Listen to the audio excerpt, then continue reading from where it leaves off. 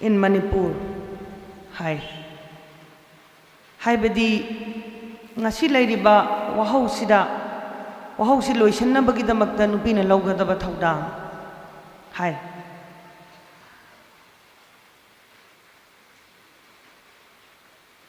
nupina Manipur da lawraga lai thaudang si yam chaw akhoi di nupi si imung da phajalaga thamakpa khunai natte nupi si maning tamhallaga marom dom lepangam hallaga leiba ngak minabada yumban minabada leng manana satminnaba khunai amaghang puari da handongna yengba matamda Manipur gi tangkak khudingmakta thengnagriba lanthen khudingmak nupina mayong yaraga mamang tharaga thengnagiba ngaktani nupana lan kapnai matam matam gi leiba khulai sisinaraga lan chatkani nupina lambi lamjau da thoraga leiba ngakani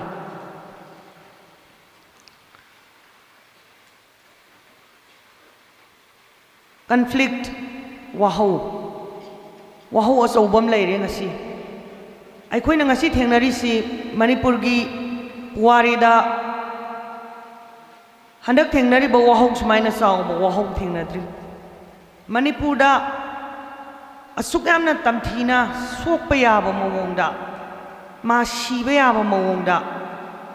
threat challenge singnaba handak lai sumaina mamangda sahi lisingani henbagi leiriba puari sida sidagi tamthina amu phau lakhidru adu itaragadi sigi wahau si maitaina sem sa hogde isam samna hada Manipur na sem sa hogde haibani sem sa hogdri si kaigino haibada akhoi khanghaudaba ni na thoglak kadoriba khudong thibase si yongna tamthiningai oi haibase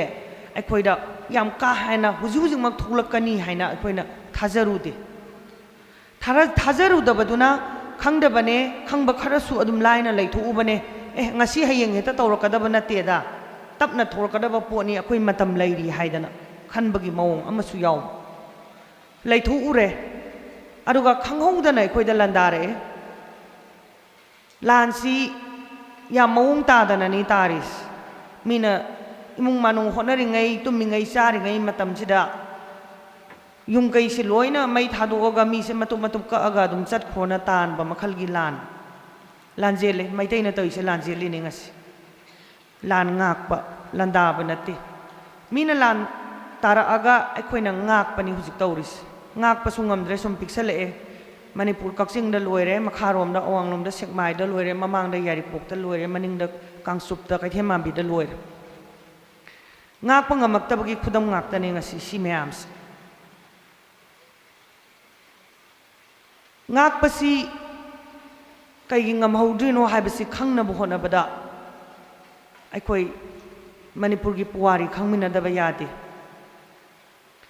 wahausi kaino haiba khangminanaba honabada puari yaudana khangminaba oithokte haujik aikoi kaidoudoino amadi tungda kai chattoino kari khongthang thangdoino haibase sisu puari khangdana amu oithokte phirep lawba mamangda inauna thambigi aikoi kari phirep law sige haib phirep hais khwaidagi luba decision ne phirep hairis sige phirep si masoi lawe ngasi Manipur laikai amadana amalawni laikai amadana amalawni phirep si masoi lawbusina maramoidana lawra iba khonjel se sapmanaba khonjel lawraktaba pikna law leirabanina pulap punjalaga mi sawnga du laikai pulap se punjalak targadi lakh tare nipan di adum yogane ba sigi lakh tare nipan sina one time da amu khatang da lawrak targadi lawruba khonjel do thoglaiba amatta oiba phirep tu dagi thoglakadaba masi kai gi ekhoina phirep kholaw si sapmanana lawba ngamdribano phirep si lawba kaido bai ngamdrino haibada aikhoi se punna Manipur da kaidori ge se khangminnadri Manipur da kai no hujik tawrisi hana tawramisi kai no haibase hek khangminaba mikupta mathanda aikoi singat khrane ba khangba hengat pa haibadi singba hengat pa haibani once khangragadi ai khangkhraneba mikap thokhraba midi amhona tumjan bayaroi aduna sigi khangmin basi manipur pumba pak satna akhoi khangdri khangdabagi maram mayam se puwari hangdok pada loi tholakani aduna akhoi khangmin si hai taragadi manipur haiba lamsi kaino ahan bada khangdaba yade manipur da pami si kaino haiba khangdaba yade amadi manipur kamaina semakhi thangkhang naina manipur na karam ba khudong saba thengna rakhi ge haibase aikoina khangda taragadi karigumba amabo aikoi ngasi leiba khongpham sidagi phagat pangamoi aduna manipur kaino hai taragadi singi silinau sing maruaina kuki silinau singna aikoida koigi manipur si square mile 700 square mile khangna saba lamni ena koida hai purup amana ama hai purup amana ama hai purup amana ama hai marai me amam yetnare leira sanusigi marais manipur kaino haibasi manipur si masagi lengdaba pakpa amadi sawa area ama leijai sigi area se map ama suigi agalai magi masak kamai tauge haibase sigi awangda khada nongpokta nongsupta kai leige haiba boundary mark tawraga leiba ngamkhai leiba simana leiba lam amagakne bharat ki awang nongpok lamdamda sigi lamse mioi phurup kunthraga marina sahi lisingani hena sangnaga sarakpa adugi sarakpagi record se ayibo oina thanamba karama makhalgi ayiba isagi iyekna krista pokrangai mamangda iyek puthokcharaga adugi iyektuna iraga thanamba puwari asigi sida manipur kamaina semakhige haibase isagi written recorded history hai leijaba aduna manipur kayam kaino adegi manipur kanagino no huji yetnariba mayam se masi kaisu thoidokna yetna ningai leite masi de khoina yam sengna hairada pepa mi amana sum yam ngangaga aikhoina thabak luna aruba mai onsala thabak tawriba aikhoina onsanaba sangde dana pepa ngangbado aduna moina ngangise pepa ne na dum khandok pe yai ngangja sanu hayeng matamgi matungina job soirakpa matamda loina tu gi tobanga tani machin thidana pangangange hairiba manipur gi area map manipur gi territorial se kayamna chawi karaida kai lege habise bharat ki gazette hairiba lairik official lairik ni sarkar gi order khudingmak loina thokadoini phongadoini gazette hairisida sigi gazette sida yawraga laiba area amagakneba aduna moina puthoriba claim mayam do hairiba gazette se asida challenge tawraga asido singnawro haigadaba maitaina ahanbada aiba written history awang nongpok lamdamda aiba written history leirise aiba puwari leirisi assam ne tripura ne manipur ne akhoi ahum khatangdan atopa state sing se ama bau leite aiba written script masagi iyek leiba haibase malemgi chawkhatpagi thakta kham thenge haibagi khudam amagakne malemgi mafam khudingmakta aiba iyek leinade akhoi isagi aiba iyek lei iyek tuna leiramba puwari sigisina sahi lising ani hena british ki mamangda british lakngai mamang se akhoi kanam tagi makhada akhoi leiram deba except sahi taret phundakpa sisu lanjele hanjalle british lae british ki makhutta manipur maithire adubu akhoi gi ahal lamana matamduda ngasi bharat ki lanmi tengol sidi kaisu natte british ki lanmi tengol di prithvi pairam meba british empire ni mage watpa amata leiba natte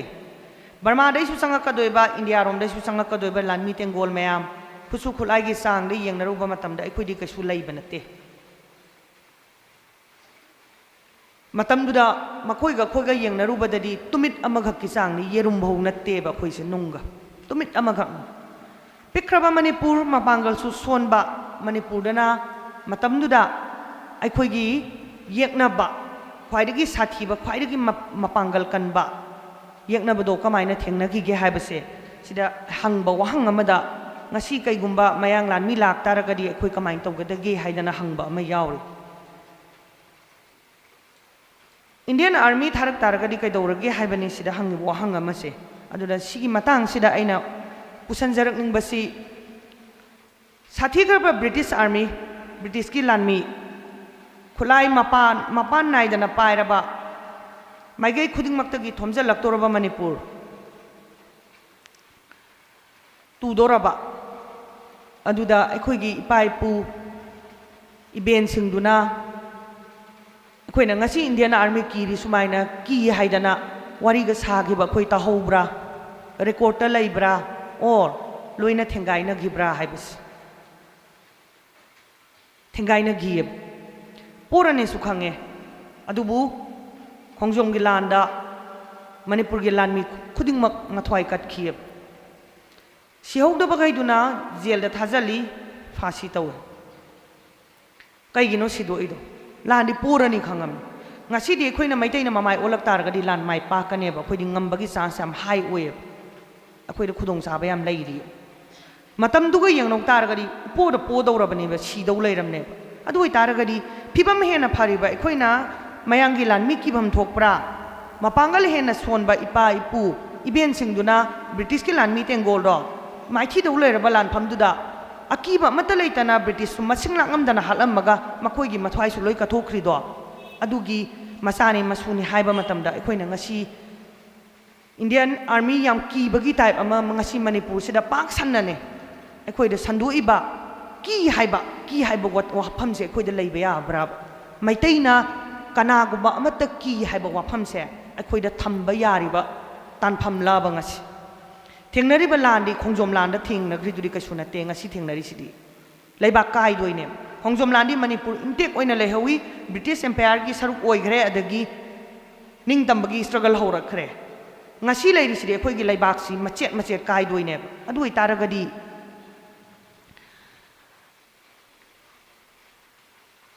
khongjom lan matungda Bharat lausalle ningtambagi movement hore Irabat thogle Irabat na Manipur gi ningtambagi amadi leibaki asengba yawol ningtambagi asengba wahan thokleina ningtamnaba mai am sengna changsalam 1947 phawbasi Irabot na hotnabasi Irabot che ningthau macha nupi lawe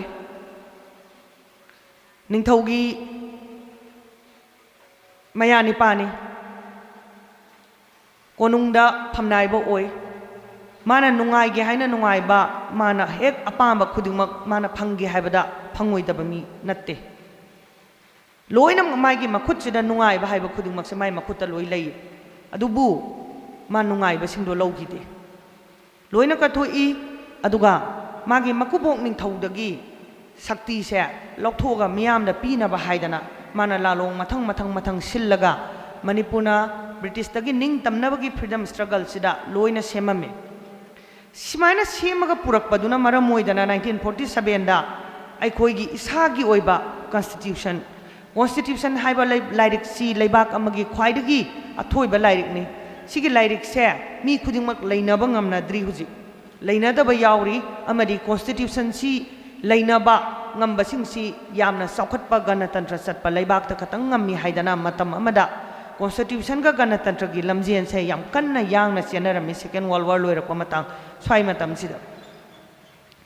Khanongpok Asia amadi Kha Asia Pakistan dagi hauraga Cambodia bause sisida aikhoina ihan hale constitution isagi leijaba adusu iraga isana ijaraga sana ijare khanare nainare yazare laure aduga ma thabak onthoe constitution si semaba matungda British India na Manipur se ningtam jaro haina thadu ame khois ningtam halamaba matungda Manipur si aikhoigi semjariba constitution dugi makhada kai haina lauthoe aikhoi election tawrani haidana Manipur da aduga masagi state assembly ama lingkhatlani state assembly sida government amadi opposition laigani aduga ining thauna laibaki mamingi oina khatang head oina laigani haidana constitution da iri basigi matungina ekoi 1948 ta election tawre aduga MLA amadi nominees khalle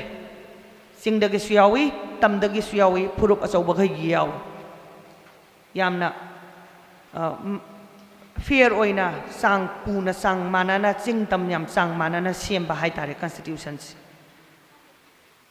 mihu chingsi samana yan minnaraga state assembly sida leire sarkar leire opposition leire ningthaudi maming khatangi ningthau oire ma apamba kaimta tawba yadre ningthaugi apamba tawrambagi sakti do ma kaim leitre sarkar na piba advice ki matungina khatang ma thabak tawgadaba aduna irabot matamdura mantri oi ma na tawraga makuboki tagi leiriba sakti si miyamda sina thokpani election tawre Manipur si Khanongpok Asia amadi Kha Asia hairiba lamdam sida ihan hanba chaukra laibak Bharat sembaloidri Pakistan sembaloidri Bangladesh poktri somnakanda democracy amabau sanadri Thailand Cambodia amabau Laos nung Myanmar amabau kanwa sanadri democracy sanadri sigi chaukra lam sida map sida pulap amuktang yengbiu kayam thina pikke se khoigi maps lams Pikraba Manipur sinane aso balibak mayam da loina mamai thiba piramaga ekhoina ihan hana election tawba amadi ganatantra chatpa maning tamba laibak se Manipur ne ihan hana oi 1940 ga ait kayagi matik saukhatlam geda Bharat na somda masagi constitution mingode gi copy tawra ko tawra ina balakna ringai da ekhoidi ningdam dringai mamang da 47 da i loi thokre ekhoi kyam sem sai Masi ekoi misam mamanadi irai lai no uganeba sida talam mi balan ipai puna thanam mi ba ekoi gi mani singse masi kaino haibada malem da ganatantra haiba laingak se haiba lamdam sida ekoi gi lam sina first star gam kwai maton da khilla thanam mi ne ba ipai pu singduna Bharat tagi yam hele ning sakhat ba lebak semba hogale yang launa lebak se semba hogala pa matam sida 1949 da Bharat semi matam sida India haiba laibak si British na lang thoma ba matungda ningthau pan ba laibak mayam si matang nampu hapu da loba masana yana tilak pa makhan makha mayam si toro moy yang kan na semi ba matam ni sigi sida 1950 da India si magi constitution se enforce taw doi ba aduna adui mamang sida India semba loi hoda ba yadi haidana state masa mayam se kara loksallaga moina loksalak ba Sigi talak sida ekhoigi ining thau sida baton la Bharat lengak tagi silung dong telengbir o ang to unasi lebak ki maram da wa ma khana si haidana Sigi matang sida Manipura khwaidagi sawban nam thak si sigi baton sida gi haw maningdam na leirama ba lebak amane Manipur lebak amana maningdam na lebak amada baton togi haitaragadi asengbe agenda haigadabani asengba agenda haidana lonja lonthupnana baton toba satnade madudi yamna saukhattaba kangbuna tawnei ekhoidi ganatantra satana leiriba lebak mayam sidagi khwaidagi saukhatpa mangjin tharaga leiba lebak ama oidana leiraba matamduda sidagi sida ekhoigi ining thauda asengba se haidokte Bharatna adubu ining thauna lebak masa tana Shillongda lenge Shillongda hek yaubaga ining thaugi yauraiba Manipur gi policing se security se lawthoaga ining thau se Rajbari sida red lane hariba yum sida koisallaga Bharat ki lanmi tengol hana leiramba singduna koisallaga thamgre aduga namthoaga thanammaba se ama puthora aga sigi se sem soi tawna hai ining thauna kaino hangba matamda Manipur ga Bharat ka punbagi cheni en hai ada ining thauna sidi aina soi tawba ngamdre aigi sakti miyam da loi pithokre aduna aigi sarkar amadi miyam tana dragadi assembly tana dragadi aidi soi tawba ngamoy ai moi tana gigen hai aduda Bharat ki agent sing duna kanam da tana bayaroi haidana telegraph line se lokthoe aduga ining thau se house arrest tawraga solon jalaga thamme marini subada ining thau se nampuda soi tawhalle हारिबा चेसिदा सेप्टेम्बरगी तांग कुनमाथोय 1949 सोक लिसिंग अमा समापन निफुमापन सेप्टेम्बरगी तांग कुनमाथोय सिगी तारीख सिदगिना ngasi भौसी यंगमिनस ngasi अगस्त की तांग कुनमाथोय सोक लिसिंग अनि सुपना कुलहुमदोय 1949 दगिना 2023 भौसिदा मणिपुरदा लाखरिबा अहुंबसिंगसे तांकक नायना अखोय मथंग मनाव यंगमिनस लेबाक अमगा treaty सोय तौनसी हाय तारगदी लेबाक अनि दुना ट्रिटी अमा सोय तौनसी कैद तौना दोइनो हायबसे हाना मनुंग मपान लोय होना इहो होना वारी हाना सानागदबनी यानागदबनी लेंग मानाना अनि से वारी सागदबनी लेंग मानाना व्यवहार तौनगदबनी अदुगी मतुंगिना ट्रिटी हायबा एकॉर्ड हायबसे साइन तौनै अखोयगिदा मणिपुरना भारत पुल्ले हारिबा ट्रिटी अमदी एकॉर्ड से अखोयदा अखोयगी इनिंगथौगी मनिंग तमना अयाबा यावना तौगिबा सोय नत्ते अदुगा अखोयदा तानारमगा तिकनारमगा इबसे नत्ते अदुना मणिपुर की मियाम सुखंग खंगौदना इनिंगथौदा नंफुदा सोयसि तौरगा 1949 सिदा मणिपुर से भारत ता पुल्ले पुल्लबा मतुंग सिदा अखोयसी भारत की स्टेट से मखल अहुम थोकना खाइदोए मतम सिदा स्टेट हाइबामा यूनियन टेरिटरी हाइबामा पार्ट सी स्टेट हाइबामा यूनियन टेरिटरी गा स्टेट कददी इलेक्शन तौबा याय नॉमिनेशन थागतपा याय अदुबु पार्ट सी स्टेट तदी इलेक्शन सु तौबा यादे नॉमिनेशन सु थागतपा यादे कैगिनो हाइबदा नंफु हापुदा लौसनबा लमनिना इरांग हौरकनी अदुना मदु इरांग हौरकपदा नमधरगा थंबा ngamnaba हाइदना कमिश्नर अमना दिल्ली दगे अपॉइंट तौबा कमिश्नर अमना ngakadaba सिगी कमिश्नर दी हाइबा वाहै दी सिविल दी मालहनबा कमिश्नर से मिलिट्री बैकग्राउंड दगी लाकदबा कमिश्नर हारिबा मिलिट्री बैकग्राउंड दगी लाइबा मीसिना मणिपुर से 1949 दगिना 1972 भौ ngakadoi अखोयदा खोइरांग खोइसाउनरे खंगौदना तिनखरे मणिपुर इरांग हौरे नोईगी लमदा इलेक्शन तौरी दुमाइना अखोयदसु इलेक्शन तौगे नोईदा पुल्लो हाई तारगदी समालेंग मानना अखोय अमतोइना लोइनसी व्यवहार तौनसी नोईगी इलेक्शन दुमाइना अखोयसु मिहु थागतके अखोयगिसु सरकार सेमजगे स्टेट हुड पियो हाइना यामना लेबाक मसा तानाने अहामबदे याम फजना हाइरमिसे मणिपुर हाइबा मतमसिदा भारतना तादबसी कयाम कुइना तादगेदा चही कुन हेना तादब स्टेट हुड पियो हाइबसिदी संविधान की मनुंग दलाइबा भारत के कॉन्स्टिट्यूशन की मनुंग दलाइबा शांति ओइबा लेबाकनेबा मोइना नंफुदा खोइ लौसनगिबदो नंफुदा खोइ लौसनगिबदु अखोइ समानना हिंगमिनसी स्टेटस अमतदा हाइबनेबा मणिपुर हाइरिसे सिगिसिदा इफा फजना हाइबसिदा सही कुन हेन संगना तादबा सही 10 हेन स्टेट हुड से हौरए स्टेट हुड की इरांग से हौरए अहामबदे याम फजना हाइरमे तादे तादबदगिदी हिंसा यावरए मियामसी कापका हाले नगा मसा अम इहान हानसी मणिपुर स्टेट हुड की अदुगी मतुंगदा 1963 सिदा सही 10 हेन Manipur सोमदा फ्रिंग फ्रिंग song मखोंग थिलगा state hood PV ओना तालगा लावबसिदा ताददना लाआबा भारत सिनने सुंखंग खंगदना सोक लिसिंग अमा समापन हुमफु हुमदोइ सिदा आसाम दगी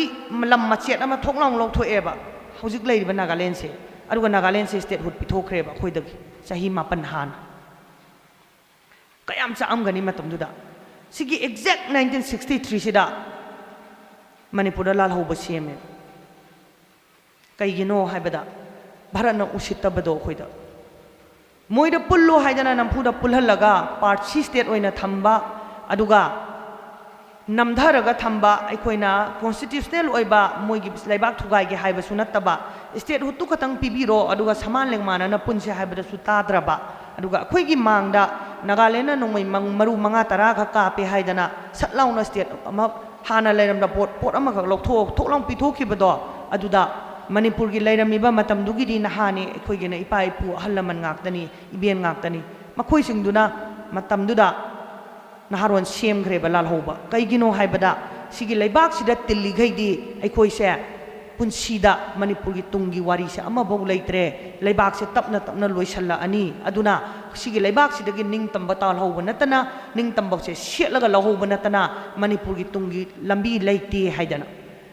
1963 दा सिगी फंडामेंटल सिदा मणिपुर निंग तंबा तानगदबनी निंग तंबा फंगदबनी हाइदना मणिपुर मर्जर एग्रीमेंट से अखोई सिंगना सी हाइदना हाइरगा 63 सिदा अखोई हौरे ना सिंगदना नागागैना हौरे तमदना मैतैना अयाम्बना नमना ओय तमदा हौरिबा लान अदुबु लैरिबा सेंट्रल कमिटी की जनरल बॉडी मेंबर मयाम दो सिंगमी कुकी सुयावी नागा सुयावी अदुना तमगी खुलाई पाइबा फुरुप मयाम अमा पुल्लगा सेमेई नागागैगी सेमेई 1963 दा नागालैंड पिथोखरा मतुंगदा अदुम पीद्रेबा अदुम स्टेट हुचिगी तौ लैरे सिदगी अमु यूनियन टेरिटरी ने ना थुथान अमु तौसनरे चटपा यादे अदुगा 1970 का 2 दा अखोई स्टेट हुड पिरेबा भारत सरकार ना सिगी मतम सिददी लालहोब सेमग्रबा सही मापन गी मतुंग ओइग्रेबा थेंगमन ग्रेबा मतम दुददी अखोई वाबा याबा वाग्रे सही कुन हेना स्टेट हुड की दमकता नोइदा हाइजबा याबा हाइजग्रे नोइना ताबिगिद्रबनी अदुना अखोइदी नोइगी स्टेट हुचे अखोइदा थोइदोक्त्रे अखोइ निंगदंबने हेना मरु ओइरे हाइदना मणिपुर की प्रजा सिंसे निंगदंबगी खोलाउसिदा लोइनमक सौगतलगा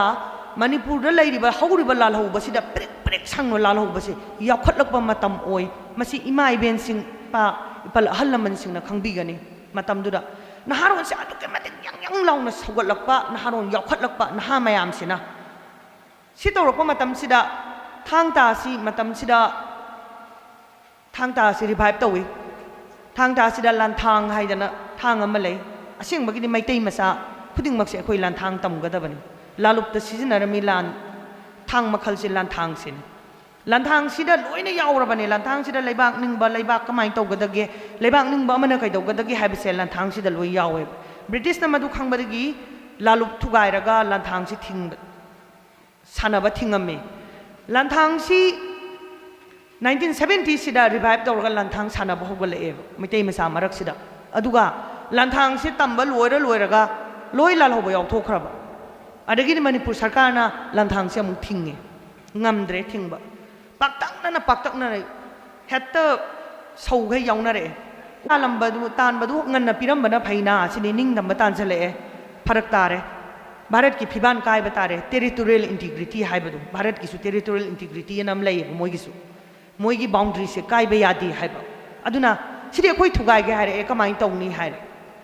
थुगाय बसे ngamdre थुगाय बसी लालहोबगी इहौसी थुगाय ब ngamdre बा भारतना मकोक पाय बसिदा अहान बगी 1949 दगिना 72 बौसिना मंगक लाई खटलगा मना कल्लगा अखोइना ngang बसुंता तादबगी फेज अमा भारतना चथकिबा थौंस 72 दगिना हौजिक फौसिना काउंटर इंसर्जेंसी प्रोग्राम लालहौबा थेंगननब मखलगी प्रोग्राम पॉलिसी लैबाकी थौंग हाइतारे पॉलिसी हाइतारगदी लालहौबा थेंगननबगी पॉलिसी सिदा मोइना ख्वाइ अहान हानबा पॉलिसी अमा चथै सिगी पॉलिसी से खंगहौदना लेट 1980s सोक लिसिंग अमा मरफुगी अरोइबा डेकेड सिगी लोइसलकपगी मतम से सिदा इखंग खंगहौदना मणिपुरदा सिरिंज ता कापा हीरोइन नंबर 4 से खंगयौ यौरखी मसी इमा सिंग अहलोन खैना लोइ खंगबिगनी हाना लेरमदा बपोर अमखक मणिपुरदा पाक्तकना नंबर 4 खंग का पखिब्रा इमा सिंग सिगी कापाइबा नंबर 4 से मथंदा संगकपा नत्ते भारत सरकार ना बर्मा दगी गोल्डन ट्रायंगल दगी नंबर 4 से पूरा अगने मणिपुर ड्रग की लान से हौवेबा मतम सिदा कैगिनो हाइबदा लालहौबा यावगिदनबा लालहौबा यावगिदोइ सरुकपुदी मखोइगी नहा मयाम से निशा पिजरगा ओइना हातु ओसी हाइदन अदुना निशा से हाइजल्ले नंबर 4 दा पाक्तकना तुखरे सिदबगैदुना अदुम सोलगा सोंदम नादमना पोलुम मोइना लैहौरे अदुगा नंबर 4 सिगा HIV हारिबा एड्स सिगा पुलप फंगजनरे सिरिंज येनरुबा सिदगी सिगी HIV कंट्रोल तौनबो हनबदा सिरिंज शेयरिंग सि यारक्तबदगी नंबर 4 से चलक्त्रेब अदुबु भारतना मणिपुरदा ड्रग की लान हौरबनिना लान से लेप यादेबा कैगिनो खुनाय अमा मुथꯠके हाई तारगदी ख्वाइदगी लाइबा नोंमै मरुवम कापतना मुथत्के हाई तारगदी ड्रग हाइजनगदबा ड्रग से अथिंग पमता लैतना लोइना हाइजनबा सही यांखैदा लोइ तुमनबा मांगनेबा अमत्ता मखा समदनबा लेहौरोयबा सी कैदौगे हाइबदा चाइना दा याम ममिंग चलगा लैबा नहा खैनदि खंगनी ओपियम वार हाइरिस मसिगिसे कानी हारिबा हौजे अखोइगी पोपीदगी सुंगे हारिबा गमसे सी पाक्तकना चाइनीस मैम से पिजरगा चाइना से लोइसलगा थममेबा मतम अमदा सिगी सेम फॉर्मूला सी निसाबु इतारगरी लोइनमक्ता याय अदुना हाइरिबा ड्रग की लांदो अदुइदु मणिपुर भारत सरकार ना चथरकपा नंबर 4 से यारक्तबदगी भारत तक अहामगी 4 की फेस है बर्मा दै लाई इमा सिंह निंजंगबियो बर्मा दै लाई कईगिनो कराइ दे लाके से कोई खंगा रिकॉर्ड तहोरगा थमदबा अनि सुबह फेस से भारत की फार्मास्यूटिकल इंडस्ट्री फार्मेसी सिंदगी लाएब फार्मेसी कंपनी सिंगसिदगी सिगिसी कई ड्रग नो हाइबदे गुली हाइबदो होइना SP N10 कप सिरप अहुम सिना मपुंग ओइना चाही कुन 1995 की मतुंग अमदी सोकलिसिंग अनि मिलेनियम हौरकपगी चाही ट्रांगा सी अनि सिगा पारगा चाही कुन की मतम से भारत की फार्मास्यूटिकल इंडस्ट्री ना सुंबा हारिबा गुली अमदी कप सिरप सिना मणिपुर अमु तोरा तुगै हाइजले मणिपुर अदुना कोइगी मखा ताबा बेच मयाम अमा गुली सारगा हारिबा मतम सिदा पोखिबा पाखंग फागिबा अंगांग सिंग सि नुपिम चाबो यावना गुली चाबा मयाम अमा मणिपुर अखोइ लैगी NDPS हारिबा ड्रग की एक सिदा SP टेबलेट यावरबा हिदाक से सेमदोरकपा NDPS ता चिंगहलकपा अदुना SP टेबलेट सि अतोपा हिदाक अमा हंजल थादोरकपदगी पालक्तबदगी ड्रग चाबा सिंगसिना ड्रग अतोपा मा मुसिलेएबा अहुम सुबा फेस सिदा सिगे अहुम सुबा फेस सिदा चारि सिना WY गा हीरोइन नंबर 4 सिगा मैखु ओइना सिंगे अहुम सुबा सिदना सिगे अनि से मु कराइदगिनो हाइबदा WY सी चाइना गा म्यांमार गा दै लाए अदुगा WY सुंगिबा पोचिना भारत ना सप्लाई तौवे अदुगा सिंगिबा नंबर 4 सी ना कराइदगिनो हाइबदा म्यांमार दै पुसलाए मणिपुर दा पुसलाए से अदुगा नंबर 4 बहु सुंगनबगी स्टेज से ब्राउन शुगर कौवे कानी दगिना ब्राउन शुगर बहु से कानी से लोकनबा पांबी पोपी सी यावना थारगा कानी लोगा कानी दगी ब्राउन शुगर बहु से मणिपुर पुथोगा लेरंबा अखोइदगी पुथोकपा ब्राउन शुगर सी म्यांमार दा थादोगा 4 ओइना सुंगागा अखोइदा थाजलगा अखोइगी अंगांग हैना चारगा अतै गैसिना लोइनमक भारत सब कॉन्टिनेंट सप्लाई तौबा फेज अहुम से निंजंगबिरो इमा सिंग इसिलेनाउ से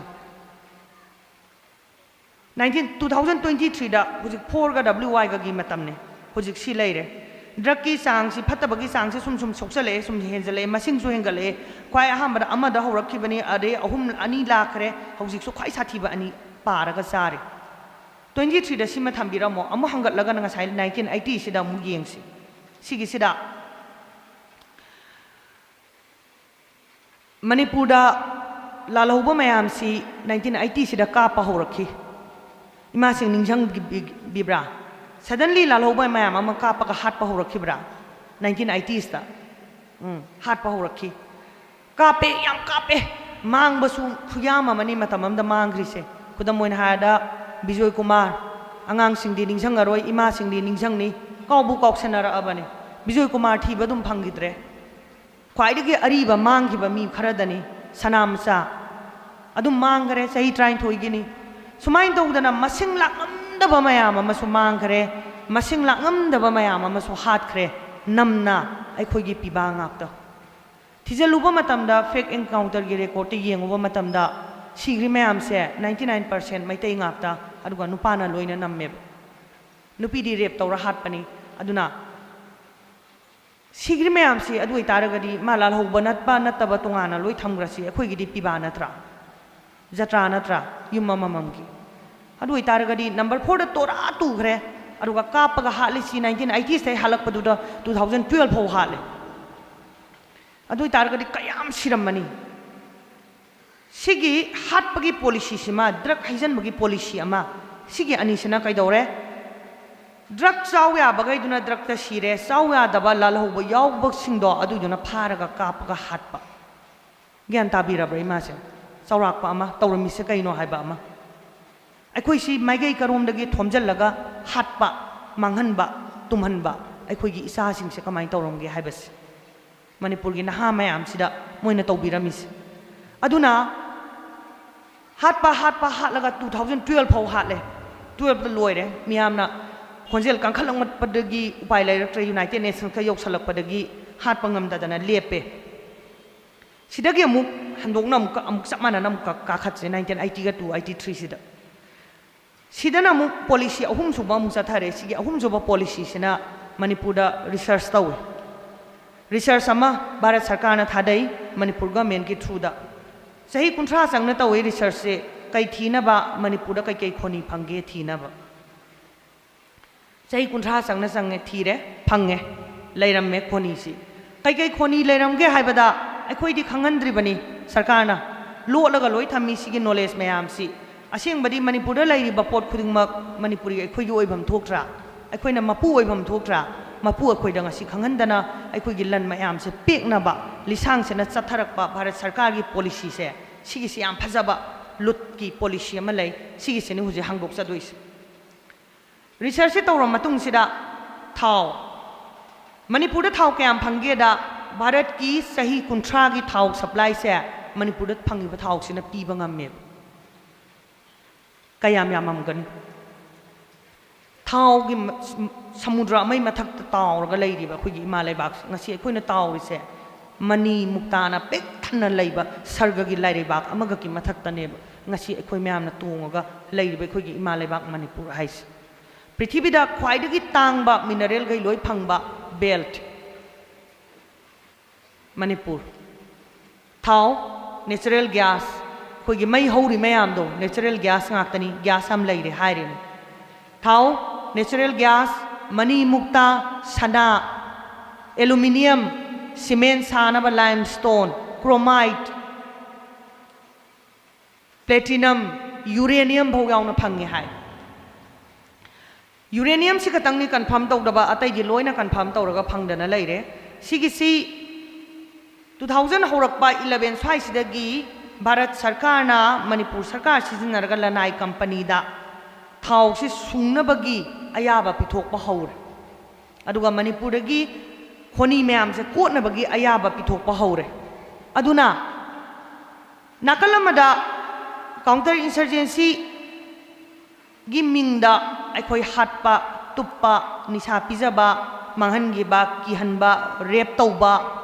अदुकी मतिक अकी तुजुंगबा मरक्ता नमधरगा किहल्लगसु थंबनेबा अदुना अइना कीबा हाइबा वाहैसे मैतैदा इसु याबम थोक्ते हाइना अइना कन्ना ngasi ngasai हामबदुसु थमजरिसे किहल्लगा थंबनेबा खोइसे किहनबसिदा कमाइना किहनगेरा हाटपसिसु किहनबनी मांगिबसिसु किहनबनी फारगा 3rd डिग्री तौरा थादोरकपसु किहनबनी रेप तौबसु किहनबनी अंगांग रेप तौबसु किहनबनी अदुगा अइखोइदा मतम मतमगी मतुंगना कॉम्बिंग ऑपरेशन तौदना धमका तौदना तौरिबा खोलिबा मयामसे लोइ किहनबा ngaktaनेबा सप्रेशन कौरे मोइसे अदु इतारगदी लिसांग सेना सुमाइना थमकपसिना पॉलिसी अहुम से अखोइ निंगसंगबिरे ड्रग कापा लनहुरानबा रिसर्च तौबा खोनी पेकनबगी अयाबा पिथोकपा सिगे अहुम सिना अखोइना मपानदा कमन मेना अदुम इराइ लाइना उबदा खितंग थिजनबा मतमदा फंगदबा पोट मसी सुना नत्तबा नारोंदा याम चावबा ngasi थोइबा पोटसे सिगी ख्वाइदगी चावबा मरुसी 1988 ता भारत सरकारना मरु हुल्ले कराइदगी बर्मादगी कुकी खरा पुसल्लागा मणिपुरदा खुलाई पाइबा ग्रुप मिलिटेंट ग्रुप अनि सेमे 1988 ता सिगे अनि सिदगी मसा पोलकपा मयाम दुने ngasi मणिपुरदा तौरिबा सारिबा खबै खरा सारिबा मयाम्स भारत सरकारना सेम्बा मिलिटेंट ग्रुप यानान बसे मोइ सेमिनिको खोइना कुकी सुदा लैरिबा मिलिटेंट ग्रुप हाइसे कैमता नते भारत सरकारना सेमगी बंगाक्तनेबा सुलो सिबुदगी नोइ सोइ तौबा लौथोउ हाइरिसिदी मपाम सागी मरीदो थटके तौबनेबा मरमि मदु थत्ता तारगदी सिगी लानसे थोंगाक्तनेबा मोइ तौरि मयामसे सिगी हौरकफमसे खोइना तंगाइ फदना खंगबब तंगाइ फदे अदुना कई डिमांड तौहल्ले खुलाई पाइबा ग्रुप सिदा मणिपुरगी होमलैंड तालोना डिमांड तौहल्ले होमलैंड तान बहुरे greater Kuki land greater homeland अना ताले वाउरी तालंबदगिना ngasi di pura separate administration tha ahum sida union territory housing na state pura state pion high grade leiriba policy mari sina maitai namdhaba aduga kuki khulai paiba semgatpa maitai gi lalhoba namdhaba kuki khulai paiba ser phla se moina haigale aikhoi gi namdhagar sigi talak sida singda leiramba maitai gi lalhoba gai combing operation tawraga battalion thajalaga loi takhaiba kapa tanthokpa hore tamda suna kanda kapingai matam sida singda su simultaneously hawe sajik tampak tai takthorak pasina Churachandpur burau thangjing bo yongna takthorak ka doine loina sum takthorak kan sida hangauriba mafam se sida bharatna semba kuki khulai pai bising dok khilla thanamme lam se noina nga on kana thengai na naba maitai ga naga ga thengai na naba khulai pai raga thanamme popi tha halle drak lalol halle Burma dagi mi pusal halle mi khun sem halle aduga Bharat Sarkar amri Manipur Sarkar na domicile pire citizenship pithok pire bot thada halle aduga ngasi lakh tare nipan gi mathak ta census ta yaw leirame Manipur dai tongan ta ga dabani na tale tapna loina loi process tawbira kan sida tawriba ngasi oirei ba phibam se kamaina tawruk panu haibasi ima sing lamba phangbibra haiba haipetang khandabiru kanana purakpano ngasi ekhoina thengnariba kuki khulai paibasingsi kanana pusalakpano Bharat Sarkarna kanana yokpano Manipur Sarkarna thadoga kanana karbar tauhanbano sarkar ani sina popi kanana thahanbano sarkar ani sina kaigi Manipur thugaina ba nagana tan basuning tambatan ba maitaina tan basuning tambatan ba ani sina tale baning tambase Ningdam batan banataba laibak thugai ge na tan ba phurup ama thajan taragadi ani se adum marai samjagrani na khanba machet thugai ragadi sumang machet am puragadi ai ningtam ge na ri tan ba yara roidana adugi lalong do thugai na ba haidana sahi yankhai gi mathakta yamna section na satharakpa Bharat Sarkar gi lalong sigi lalong se ekhoina uhogdaba kaigino haibada Bharat na tawba lalong di state assembly sida lairiba ekhoi gi mihut ena thagat liba mayam se ꯑꯩꯈꯣꯏꯅ ꯊꯥꯒꯠꯄ ꯊꯝꯕ ꯌꯥꯗꯦ ꯚꯥꯔꯠ ꯁꯔꯀꯥꯔꯅ ꯁꯤꯒꯤ ꯂꯥꯂꯣꯡ ꯃꯌꯥꯝꯁꯤ ꯇꯧꯒꯦ ꯍꯥꯏꯇꯥꯔꯒꯗꯤ ꯃꯅꯤꯄꯨꯔ ꯂꯩꯉꯥꯛꯅ ꯌꯥꯗ꯭ꯔꯒꯗꯤ ꯇꯧꯕꯅ ꯌꯥꯕ ꯅꯠꯇꯕꯅꯤꯅ ꯃꯅꯤꯄꯨꯔ ꯂꯩꯉꯥꯛꯁꯦ ꯚꯥꯔꯠꯅ ꯍꯥꯏꯕ ꯏꯟꯕ ꯃꯄꯤ ꯃꯄꯥ ꯉꯥꯛꯇ ꯈꯜꯂꯦꯕ ꯚꯥꯔꯠꯅ ꯍꯥꯏꯕ ꯏꯟꯒꯗꯕ ꯃꯥꯒꯤ ꯐꯝ ꯈꯛꯇꯪ ꯀꯣꯜꯂꯒ ꯂꯩꯒꯗꯕ ꯃꯥꯒꯤ ꯃꯐꯨꯔꯨꯞꯀꯤ ꯏꯟꯇꯔꯦꯁ ꯂꯩꯕꯥꯛꯀꯤ ꯏꯟꯇꯔꯦꯁ ꯌꯣꯟꯊꯣꯛꯀꯗꯕ ꯃꯩꯇꯩ ꯈꯜꯂꯦꯕ ꯑꯗꯨꯅ ꯑꯩꯈꯣꯏ ꯃꯌꯥꯝꯁꯤ ꯂꯤꯁꯤꯡ ꯄꯤꯔꯒ 1972ꯗꯒꯤꯅ ꯍꯧꯖꯤꯛꯐꯥꯎ ꯊꯥꯗꯔꯛꯄ ꯚꯣꯠ ꯃꯌꯥꯝꯗꯨꯗ ꯈꯜꯂꯤꯕ ꯃꯤ ꯃꯌꯥꯝꯁꯦ ꯑꯩꯈꯣꯏꯒꯤ ꯃꯤꯍꯨꯠꯅꯦꯅꯗꯤ ꯃꯥꯜꯍꯟꯕ ꯑꯩꯈꯣꯏꯗ ꯅꯠꯇꯦ ꯚꯥꯔꯠꯅ ꯃꯥꯒꯤ ꯄꯩꯁꯥ ꯃꯌꯥꯝ ꯊꯥꯗꯔꯒ ꯑꯩꯈꯣꯏꯒꯤ ꯍꯨꯔꯥꯟꯈꯤꯕ ꯄꯩꯁా ꯃꯌꯥꯝꯗꯣ ꯑꯩꯈꯣꯏꯗ ꯊꯥꯗꯔꯒ ꯆꯥꯏꯔꯒ ꯑꯩꯈꯣꯏꯗ ꯅꯝꯖꯥ ꯅꯝꯊꯦꯛꯅꯔꯒ ꯅꯝꯐꯨ ꯍꯥꯕꯨꯗ ꯈꯪꯍꯟꯗꯅ ꯂꯧꯕ ꯑꯩꯈꯣꯏꯒꯤ ꯚꯣꯠꯀꯤ ꯁꯤꯜ ꯃꯌꯥꯝꯗꯣ ꯑꯗꯨꯗꯒꯤ ꯚꯥꯔꯠꯅ ꯍꯥꯏꯕ ꯏꯟꯕ ꯃꯤꯈꯩ ꯈꯜꯂꯒ ꯑꯩꯈꯣꯏꯒꯤ ꯂꯨꯆꯤꯡꯕ ꯑꯣꯏꯍꯟꯕ ꯂꯨꯆꯤꯡꯕ ꯑꯣꯏꯍꯟꯕꯗꯨꯅ ꯃꯔꯝ ꯑꯣꯏꯗꯅ ꯃꯣꯏꯅ ꯍꯥꯏꯕ ꯏꯜꯂꯨꯕꯗꯒꯤ ꯆꯍꯤ 90-50ꯁꯦ ꯚꯥꯔꯠꯅ ꯇꯧ ꯍꯥꯏꯕ ꯈꯛꯇꯪ ꯂꯣꯏ ꯇꯧꯔꯒ ꯂꯥꯛꯄ aduna ngasi ekhoi gyan tarakpada langoi chalaga leirami sigi maramsi aduna ekhoina mai ben sing ahal laman sing ichilinau singna aina mamangna thamjagriba puwari gi matek samlappa kamaina bharat tingi amadi ekhoida karam ba policy satharakpadagi ngasi oiriba phibam se oirakpano haibas pusalakriba mitop loinamak lisang sina nongmada oirakhiba natte aduna ngasi aina laksaningi di maitaina tha ahum sida laurisi suspension of agreement loktho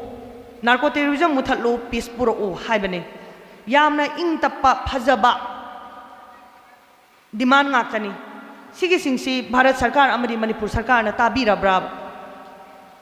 tade kuki na haibadi moi tai ko kuki gi separate administration di moi adum khanayeba August ki tang 10 da moi wari sanaba loigre ani rak suba moi phammani ahan magi wari sabasida torung bangla gi yenari balam se home minister na makoida utility park public ki kana na ba park ama sauna lam se pithokre kuki na haire moi sigi se legidraba mayam gi memorial park oine na maitai gi khundo pithokre adagi maitai na kuki da ka pangamdana bani haidana buffer zone se yam kanna semani haire home minister na kansu kankhat hali hujik hena kankhat alani army khatang na nga ani haire हारिबा थबक्सी Manipur सिंगा तमगा cookie गा मैतै गे मरक्ता संबंध अमा खाबनेबा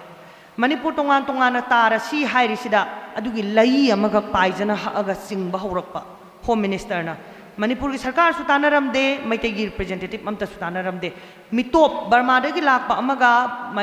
India दे लाकपा मयांग अमगना दिल्ली दा फजना फमगा मणिपुर थुगाइनबा खनाबा अदुदा मणिपुरना अखोई ngasi kaimta khumba ngamdana tuminna leiri tang 10 dagi ngasi tang 12 yaw NRC tawse haiba yade state would natra union territory natra gadi kaim laura ro hai kukin hais adu itara gadi manipur thugai si haibagi agenda da ngasi kuki silnau singa bharat ki home minister ga wari sana ba hogre adu maitai na tawdu si kai Manipur सरकार ना हाइरे अखोई लान का पले पसी अखोई लेबाक इंधरसी तपथरसी हाइबा ताबीब्रा इमा मासिंग तारमगनी खबर दसु यावबनी रेडियो दसु ताबनी लेबाक इरांग तपथरसी दि हाइबको अदुदा लूरिबो वाफम दि अखोई लान से यारा बराबर लोइसनबा लान लोइसनबा यारा ब्रो इमासिंग यादे कईगिनो हाइबदा अखोई लममदा हंजंद्री सिगिबा मयाम अमा मांगिबा मयाम अमा रेप तौरगा हातोगम थी खंगदबा मयाम अमा अखोई मैतै दि हुजिक मांगबै मांगबा ngaktनेबा मैतै द मांगदबा अमा भौ लेतेबा अखोई लम अदुकी मतिक पिए करीगुम अमत्ता सिगी मफम सिदगी हाइदोकपा याद्रे अदुकी मथक्ता मणिपुर की सि बाउंड्री अमा खाजलइबा कक्सिंग द लोइसले संगमाइ लोइसलेइबा हुजि सिगी फिबम सिदा इसागी खुनसु लोइना मुलहौबा युम कैसु लोइ तोरा तुगै मैतै लिसिंग द हुजिक मयुम मकै लेतना साइदांगगा लैदोरिबा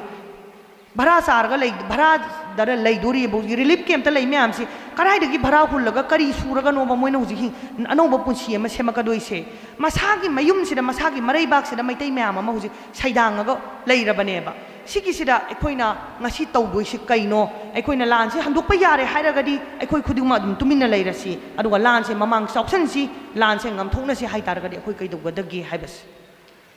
अदुना मांगदा हुजिक आइना थमजग्रिबा वाफम सिंगसिदा हंदोंना येंगाकानसिदा ngasi ओइरेबा मणिपुर की फिबम से भारत सरकार ना मणिपुर से थुगाइना बाना लिसांगसिना होटनरगा लापदो अदुगी थुगाइना बगी पांडम दो फंगबनेबा अदुना मणिपुर थुगाइना होटनबसिदा भारत सरकार की मखुत याम साउना यावे मणिपुर सरकार की सु याम साउना यावेबा मरमदी भारत सरकार ना तौनिंग तौबा मतमदा मणिपुर मांगनबा तौबा मतमदा मणिपुर सरकार ना येंगागा लैयेबा कई हाइबा तागे इमासिंग कईम हाइबा तादे मा येंगागा लैरबनिना याबनेबा अदु ओइतारगदी अखोइना तौगदबसि कई सिंगना लाउबना ताबा मैतैना लाउबना ताद्रेबा अदु ओइतारगदी हौजिक लैरेबा खोंफम से भारतना मणिपुर थुगाइबा अमा अखोइना भारत थुगाइबा अमा अनिसि मरकता ngमथोकनत्रगदी याररोय अदुना लाक्सनिंगिसि आइना ngasai sida hangbirakpa wahang amada yam phajaba wahang ni masigi wafang wahang se manipur pumba maitai marakta yam sauba isasi yamna kiba phawhanba sondhanba tonga amaga sandui masigi tonga si kaino haibada aikhoi da PR lak taragadi Indian Army na aikhoi se loina hat khrani aikhoi se loi rep tawgrani aikhoi kamai tawgadagi ana hainabra masing hainai ko अदुदा आइना लाक्सनिंगिसे इरुजतारगदी सोतबा यारोय लान तौतारगदी सीदबा यारोय अदु ओइतारगदी लान से मखा चथरगा लान से ngमथोकना सि हाइतारगदी अखोइ सीनबा same सादबा यारोय अहानबदा थेंगनगदौरिसे cookie नते Bharat की लान मिसिंगने अखोइना थेंगनदोइस cookie दि सुमाइना लोइसनगदबा नते cookie लोइसनगदबा तोंगाना अखोइ खतंगना लोइसनगदबनी Moina cookie आगा थमनबा यादे अदुना अखोइना थेंगनगदोइसि भारत की लान missing थेंगनगदोइनी Manipur police अखोइदो ओनजलकनी Bharat की लान मी अखोइदो ओनजलकनी मैतैना पुवारीदा लिसांग सिना अखोइदा अकीबा हाइबसे अखोइदा अमत्ता लैरक्ते अखोइ येकनाबा ख्वाइदगी शक्ति लैबा खुलाई पाइबा येकनाबा खुदिंगमक थेंगाइनरगा मुक थेंगनरगा ngam थेंगनरगा लाकपा फुरुपने मसिगी साखीदी कैनो हाइबदा भारत हाइरिबा लैबाक सिगी मनुंगदा लैबा लम अमत्तदा इंक्लूडिंग जम्मू एंड कश्मीर यावना मैतैना भारत लैंगाक सिंगनरगा लाइसे सुमाइना कनामतना सिंगनबा ngamde ngasi भौदा मणिपुर खक्तना मैतैना खतंग भारत सिंगनरगा लाए ngasibaуда thak thak ni kai singnai matam pumbada kashmir singnai kashmir na nongmai ga bom na singnai ai khoi gina ta sengna maki moi gi mapot machai usittana moi khongaung norga malem sinba thungna khongoi naraga khoina singnai maitaina singna bagi sangs hauja hauja thangang nai dana statehood haktakta lalhoba semakpa 8 schedule June 18 Manorama Sanjit Rabina akhoi kamai tawra thengnaraki ILP iho akhoi kamai tawra thengnaraki June 19 kamai tawra thengnaraki leibak thugai ge haiba matamda leibak suklakpa matamda maitaina ngasi bauda lisang sina kapaga halakpasu maitai nongmai maru mamang de lepaga leibak soktrngai de akhoi hana halona chongjan basu maitai leibak tumnaba mai thabasu maitai Meitei की मखुत ngaktani Bharat सरकार ना हंदोगा तुरगा चटख्रि ma'am से ngasi bokta loina handokkhibani aikoina hoba ihau khudingmakta kaigi Meitei की marin awang nong poklam namda lalhobgi khwaidigi wahau leiba mafamni awang nong poklam damse sigi sida Bharat Meitei ना सिंगनरी सुमाइना सिंगना बंगamba furup amata laite अखोइना the सिंगनरगा लाई अदुना अखोइसिदा लोइसनगे हाइदना भारतना लिसांग सेना चाही यांखैगी मथक्ता ngसाइगी ममांगदा थमजग्रिबा policy मरी से सिगी मखादा चाथरगा अखोइसे नमधना बहोनरकबदा नमधब ngamdadana लेरबा फुरुपने ड्रग पिजरसु नमधब ngamdre कापगा हालसु नमधब ngamdre रेप तौरसु किहनबा ngamdre अखोइसे अदुम थोलकपा अखोइसे सुंगन हंदोक्तबा Soki ki da bapurup ay koy se Indian Army ki na sandu ise koy yaning bravo ay na hangning ise may tay amoy na may tay khuding makta ay koy di yek na ba khuding mak kanam ta ki de Manipur gi yek na ba khuding mga kaaga ay koy khuding mak theng na gani na lay gada ba na trabo gus mi gi makuta koy sibay khali kay de ba na akoy na mi kya ha chi ke se khanbam thok trabo gus kay gino mayangan mi kay de ba ki doy no moi kaya lagi sida moi kaya lagi ba maitai amagi matuna ma sopa matam da moi chama mga kaken khangadam na tro mga samda paira yala lepadam na tro maitai amda matuna chi so noi ngambre yengena kai do bai ki doi no kai doi atok koi ba moi na rep to ra la ba sok koi ba hat la la ba kaya koi na koi khang gi si ai no ba moi oi na hat pai matam yodri ba nga si pi bam si bokta kai do bai lo la koi cha toi no ba ina hangi si nang mayam da imai ben sing da mayang lan mi kari marin hena pandana khulai pai ra kan bani moi kai dongam ge khulai pai ra so khoi marak tau ji ai khoi na that pa moi kai dongam ge ba moi kai dongam ge kai ngam de kai do bai khoi na moi ki doi no ki ri di moi na khoi ki ri ne sigi tonga se hatok se ba ai khoi da ki ba lei ti hai ba se ai khoi sigi kholau se oina lauk se ba maram di yengone sibu yekna ba yam nuai ga da ba thabak na tra ba kuki di ki di mai tai sing no Indian Army di ki ye na nu oidra hai bani da sibo adu di khandara braba koi kai nom soidro akoi khali wa khan sida akoi kai nom soidra ba sibu wane na sadu iba koi che wane na khanari sibo khanabam thok prai bani da ai koi di ara ko loi hat ke na lai ga da ba irin na tra ba ji soidra la le hat ka da bani ba koi makoi nomai ko laga lai haujik Sidai da lady se bunker akoi ki khun mayam da moina bunker sajalaga flare ka khalaga maitai gi game puhalle aruga kuki da kaptha hale ineba akoi gi misang natte Bharat sarkar so akoi gi misang natte Manipur sarkar so akoi gi misang natte ba adu itaragadi akoi na thengna doi se Bharat ki lanmi thengna dori ba Bharat ki lanmi thengna da taragadi kuki loisan ba yaroi ba adu thengna ge hai taragadi akoi ki da ba ama sange ba sikki da ba sida ne ba mi amana ki da na mathaba phala lep ki ba matam na madu kap ka da ba mi leite ba Palele kuki gi nam ghainam da kamai tawi tiar gas ka pi ko mai khu du loi ki matam na pulap adum liep le ram me kai da su kai ram le phaklang dong liep le ram sumdra min dei do sumdra ba akoi su adu gi irin do khoi su pan bam ama thok tabra hai bani da kuki den tam thi be irin nam pan kuki di Indian Army ki de moi di yana ra ga le akoi ni Indian Army ki hai ta ra ga di moi ga yana ri ba Indian Army du na khoi ngam ni hai ba na tro si mai dei je pra khoi ji thamai gra ba akoi su wakal khanda bangam dra ba hai ri ba pochina mai dei gi marin se mayang nen sat bangam ba wahai sigi wahai paring si di ko Manipur gi ityas mai dei marak ta amona khana bai mathau ta ra ba wahai paring oi ga da bane ba ꯀꯩꯗꯧꯕꯩ ꯑꯩꯈꯣꯏꯕꯨ ꯑꯀꯤꯕ ꯐꯨꯔꯨꯞꯇ ꯆꯤꯡꯍꯟꯗꯣꯏꯅꯣ ꯑꯗꯨꯅ ꯍꯧꯖꯤꯛ ꯃꯣꯏꯅ ꯇꯥꯟꯅꯔꯤꯕꯁꯤꯗ ꯑꯩꯈꯣꯏ ꯃꯅꯤꯄꯨꯔꯁꯤ ꯊꯨꯒꯥꯏꯒꯦ ꯍꯥꯏꯕ ꯑꯃ ꯆꯪꯁꯤꯜꯂꯛꯏꯁꯤ 6 ꯁꯦꯗꯨꯜ ꯄꯤꯗꯣꯔꯦ ꯅꯥꯒꯥꯗꯁꯨ ꯄꯤꯈ꯭ꯔꯅꯤ ꯀꯨꯀꯤꯗꯁꯨ ꯄꯤꯈ꯭ꯔꯅꯦꯕ 6 ꯁꯦꯗꯨꯜꯁꯦ ꯆꯤꯡꯗ ꯈꯥꯏꯗꯣꯛꯈꯤꯕ ꯃꯇꯝꯗ ꯑꯣꯏꯗꯣꯏꯁꯦ ꯃꯣꯏꯅ ꯇꯥꯜꯂꯤꯕ ꯁꯦꯄꯔꯦꯠ ꯑꯦꯗꯃꯤꯅꯤꯁꯇ꯭ꯔꯦꯁꯟꯁꯤ ꯐꯪꯗꯣꯔꯦꯕ ꯅꯥꯒꯥꯒꯤꯅ ꯇꯦꯔꯤꯇꯣꯔꯤꯌꯦꯜ ꯀꯥꯎꯟꯁꯤꯜ ꯀꯧꯏ ꯐ꯭ꯔꯦꯝꯋꯥꯔꯛ ꯑꯦꯒ꯭ꯔꯤꯃꯦꯟꯇ ꯇꯥꯜꯂꯤꯕ ꯄꯣꯠꯁꯦ ꯃꯩꯇꯩꯅ ꯌꯥꯗꯅ ꯊꯤꯡꯉ ꯂꯩꯕꯅꯤ ꯍꯧꯖꯤꯛ ꯗꯦꯜꯂꯤꯅ ꯍꯣꯠꯂꯤꯁꯦ ꯖꯃꯨ ꯑꯦꯟ ꯀꯥꯁꯃꯤꯔ 3 ꯊꯣꯛꯅ ꯊꯨꯒꯥꯏꯈꯤꯑꯕ ꯑꯗꯨꯃꯥꯏꯅ ꯃꯣꯏ ꯃꯌꯥꯡ ꯃꯁꯦꯟꯗ ꯇꯧꯕ ꯊꯧꯗꯣꯛꯗꯣ ꯃꯅꯤꯄꯨꯔꯗ ꯌꯥꯅꯦꯅ ꯑꯗꯨꯒꯤ ꯐꯣꯔꯃꯨꯂꯥꯗꯣ ꯄꯥꯜꯂꯒ ꯃꯅꯤꯄꯨꯔꯗ ꯆꯠꯊꯕꯅꯦꯕ ꯅꯣꯏ ꯌꯥꯝ ꯈꯠꯅꯔꯕꯅꯤꯅ ꯎꯄꯥꯏ ꯂꯩꯇ꯭ꯔꯦ ꯇꯣꯉꯥꯟ ꯇꯣꯉꯥꯟ ꯆꯥꯟꯅꯔꯣ 3 ꯊꯣꯛꯅ ꯌꯦꯜꯂꯒꯦ ꯃꯩꯇꯩꯒꯤꯅ ꯁꯦꯗꯨꯜ ꯇ꯭ꯔꯥꯏꯕ ꯂꯧꯔꯣ ꯆꯤꯡꯗ ꯁꯦꯗꯨꯜ 6 ꯁꯦꯗꯨꯜ ꯄꯤꯈ꯭ꯔꯒꯦ ꯍꯥꯏꯔꯒ ꯂꯣꯏꯁꯟꯗꯣꯏꯅꯦꯕ ꯃꯣꯏꯅ ꯍꯣꯠꯂꯤꯕ ꯑꯪꯀꯁꯦ ꯁꯤꯒꯤ ꯑꯪꯀꯁꯦ ꯇꯧꯕ ꯃꯇꯝꯗ ꯃꯩꯇꯩꯅ ꯌꯥꯔꯛꯇꯕꯅꯦꯕ ꯍꯧꯖꯤꯛ ꯃꯩꯇꯩꯅ ꯍꯧꯒꯠꯂꯛꯄꯁꯤꯗ ꯏꯟꯗꯤꯌꯟ ꯄꯥꯔꯂꯤꯌꯥꯃꯦꯟ ꯅꯤꯛꯇꯅ ꯑꯦꯁꯦꯝꯕ꯭ꯂꯤ ꯄꯥꯔꯂꯤꯌꯥꯃꯦꯟ ꯐꯝꯕ ꯉꯝꯗ꯭ꯔꯤꯕꯅꯤ ꯍꯧꯖꯤꯛ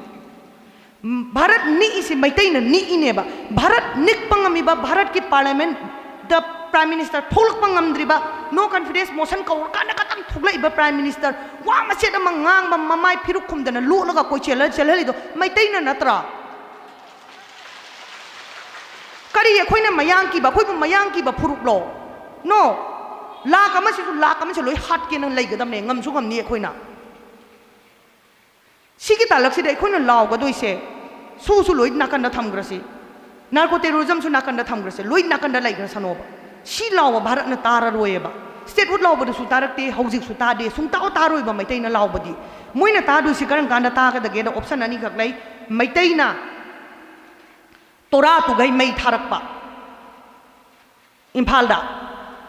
ꯃꯤ ꯁꯤꯗꯣꯔꯛꯑꯀꯥꯟꯗ ꯃꯣꯏ ꯈꯣꯡꯐꯝ ꯃꯇꯝ ꯄꯨꯝꯕꯗ ꯍꯟꯗꯣꯛꯀꯅꯦꯕ ꯑꯩꯈꯣꯏꯅ